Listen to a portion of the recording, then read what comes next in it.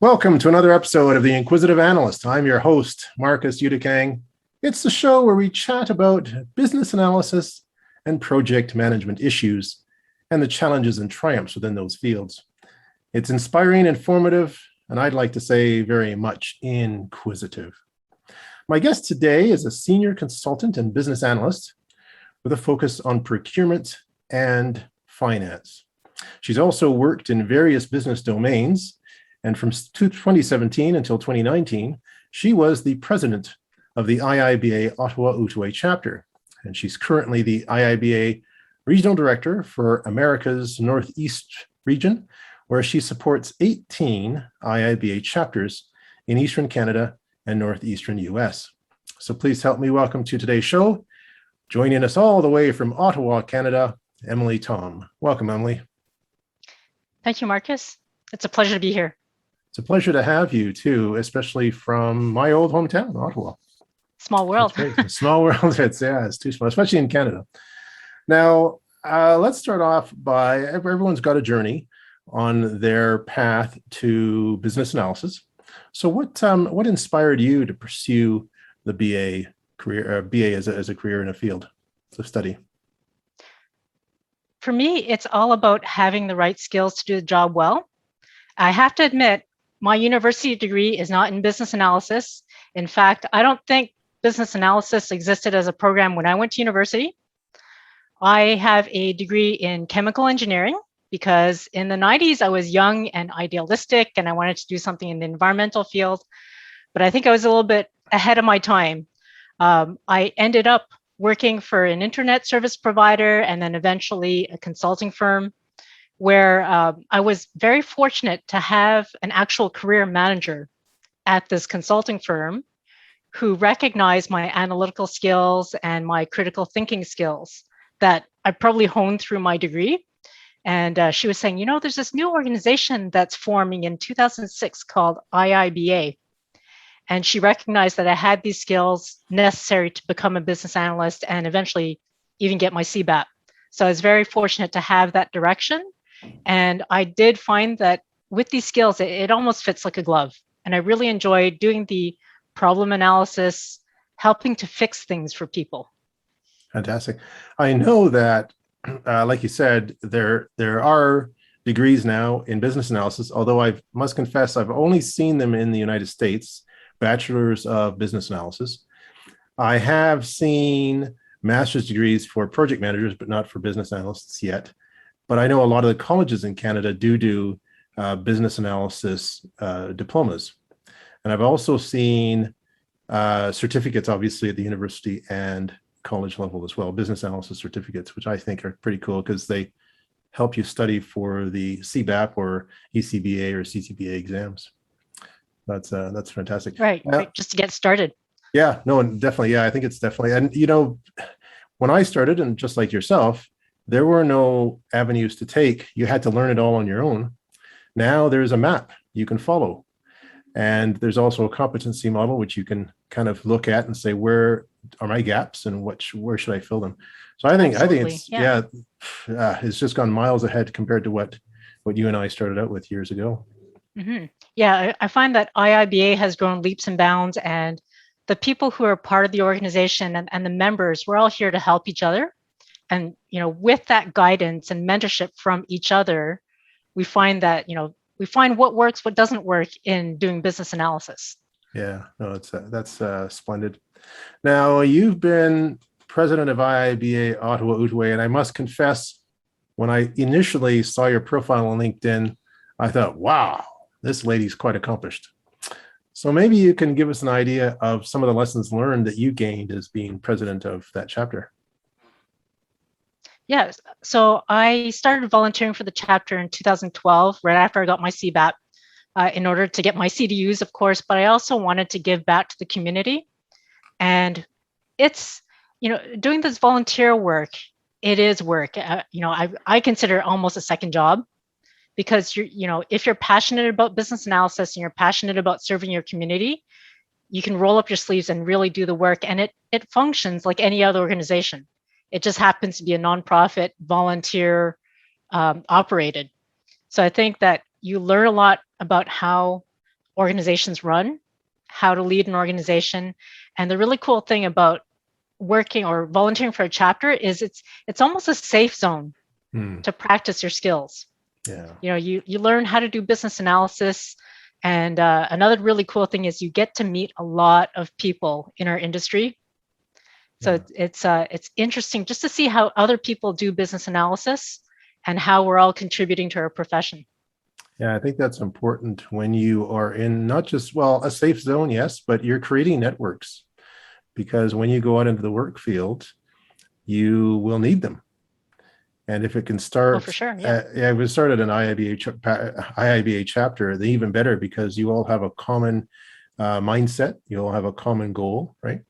So I think this helps to build people much faster, much more efficiently. Yeah, fantastic. And I would say that while we all have a common mindset, common goal, we also come from diverse backgrounds and different levels of experience.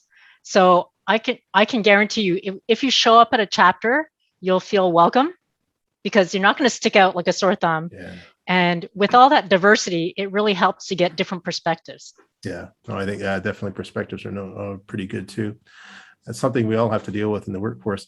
Now, maybe you can give us some recommendations on talking about perspectives. If a business analyst were to go out looking for a job, what are some recommendations that will enable that BA to stand out from the competition? Well, I would say that if you want to have an edge, you always have to keep learning. You have to keep your skills up to date. And I'm not just saying the technical skills. You have to have the T model of skills, a wide set of industry knowledge, and also maybe one or two areas we have deep knowledge. So the T model. And plus, when you do manage to get an interview, what I found worked for me is you talk to your interviewer in this conversation, and you're trying to understand, why is it that they're hiring a BA? What problem are they trying to solve?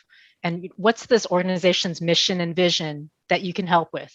So it's not simply just answering their questions, to the letter. It's also trying to show ownership of what you know, and ownership of your business analysis skills, right? You're doing business analysis in the interview by asking those questions. I like that.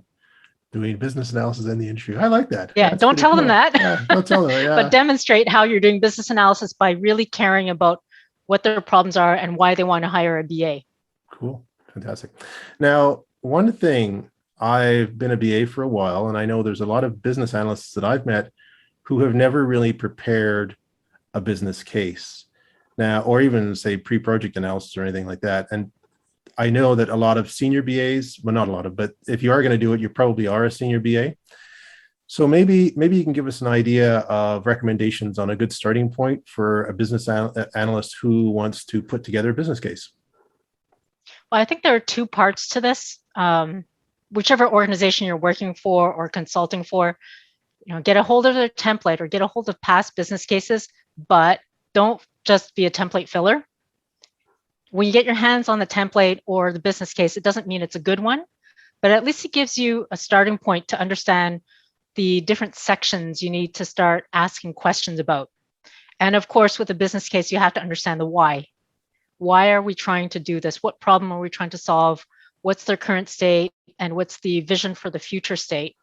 And I think one of the important things that maybe not everyone puts enough attention into is the constraints and assumptions. We jump too far or too fast to the solution, and we think about that glossy brochure, but we don't necessarily understand. Okay, so once we get that solution, what's it going to take to maintain it? Do we have the ability to sustain that solution? So these are things that are really important about a business case. Understand the components of it, understand why, understand the stakeholders, who's affected by the solution or will be affected by the solution, and understand the total cost of ownership and the constraints and assumptions you're making. So when we're looking at, say, something like a business case, even before we get there, How can a new BA, say a new BA is on the job, right? How are they going to be able to determine the value proposition for a project, especially if, say, an organization doesn't have any documentation on this? They don't even have like sample business cases to work with. So, any tips on that? Well, then you're working with a blank slate, which is kind of nice because you don't have any preconceptions. Yeah. I would say start asking a lot of questions because that's what BAs do, right? We try to get to the heart of what the problem is or what's the opportunity we're trying to take advantage of. And I think, especially during this pandemic, business models have changed immensely everywhere, right? So think about what problems do we have, what opportunities you can take advantage of. And when you're working on business cases and value proposition, understanding that landscape. So understanding all your stakeholders or all their stakeholders, what's in it for them. And, like BA 101, trying to understand those process flows and trying to understand the business functions. So it's almost like you said, when they're starting from scratch, it's almost like you could pull out the 50 techniques in the BABOK and see what applies. And that's a skill a BA has to have, is to understand which technique is appropriate for the situation. So, start small, start with the why and then build upon that. When you understand when you start doing your discovery and understanding what the problem is, then you can start figuring out what other techniques you need to practice. Now we've got this debate: waterfall versus agile. A lot of people come out of the waterfall world, like myself, and have moved into agile. Some do both. A lot of environments are hybrid. You have a new BA coming along. Should they be focusing on both of these areas, waterfall and agile, or should they just focus on agile? Oh, I think they have to have knowledge of both.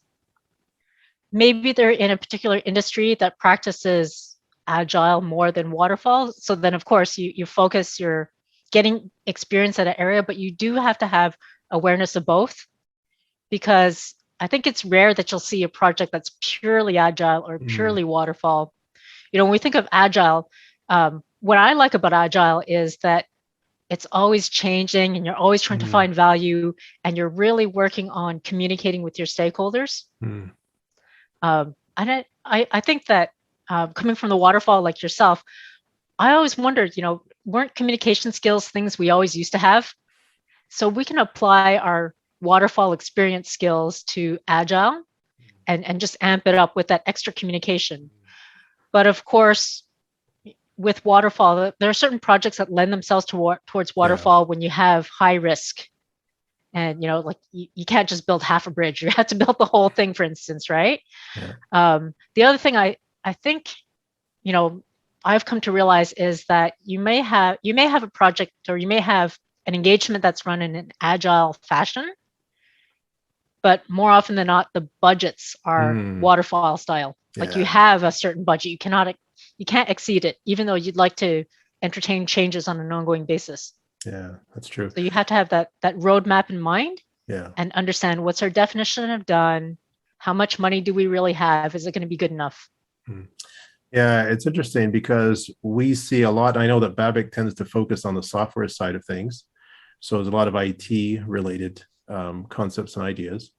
But there's some BAs who are in the construction field, and construction doesn't necessarily use agile a lot. You have to when you build a house, like you could build a window and go back and forth to the client and say, can we tweak this window? You're not going to install the window first. You have to install the base first, and then the frame, and then the wall. A certain order. And so waterfall is just there. It's not going to go away, Right. So that's kind of cool. Yeah. So I think there are certain elements of agile that can be applied in a waterfall scenario, like the communication and the try this small piece out, see how it fits, and then learn from it. You always have to learn from successes and failures, right? Yeah, no, that's true.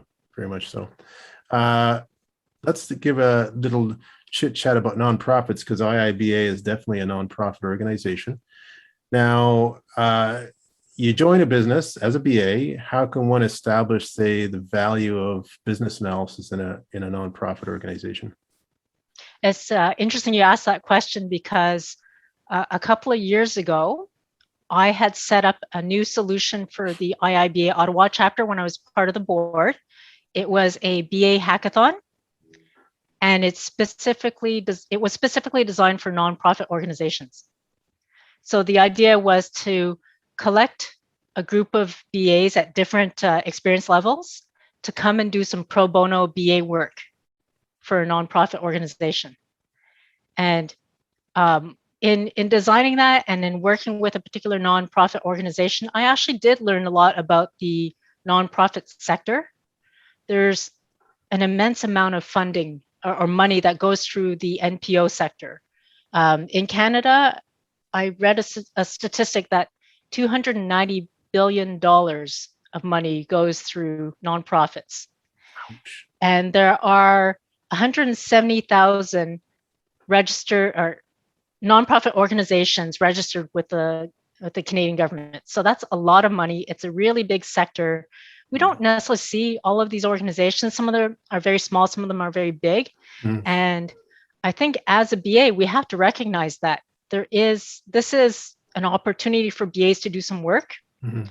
And when I had designed that format of hackathon, we also learned that these nonprofit organizations, they have to do all the same things a for-profit organization has to do. Plus, they have the added constraint that a lot of their funding comes from grants from the government or donations from other entities, and they have to be accountable for every penny. So there's a huge reporting requirement. They have to say where all the money is going. So that's another opportunity for a BA to help help the organization justify what they're spending the money on, doing the analytics side of it. So it's a really big opportunity for BAs to do that work. And I think for nonprofit organizations, they benefit from having business analysis because they're so focused on doing what their mission is. They don't necessarily come up for air and try and leverage business analysis. Yeah. So, they might not even be aware of what business analysis is about. So it's about, enabling change by understanding requirements and problems and creating value for stakeholders. That's totally applicable to the nonprofit sector. Fantastic. So I think, there is a place for business analysis there. So let's go for it. Let's go for it. Why not? Sure. I know it's a lot of I've had a few people on the show who have got their start in the nonprofit area, not just an area like IIBA, but I remember there was one lady who did, I think she was doing managing networks, IT networks, and she became an IT director in the nonprofit area here in Calgary. So it was, she spent a few years doing that. So I think it's definitely a great place to hone in your skills. They have to work very lean. So it's an opportunity to gain a lot of different experience. And the cool thing I like about nonprofits is you get to one person can do many different things. You're not honed in onto one role. You roll up your sleeves and you pitch in. Yeah. You mentioned data analytics, and I know IIBA has the data analytics certificate. They've also got the cybersecurity certificate.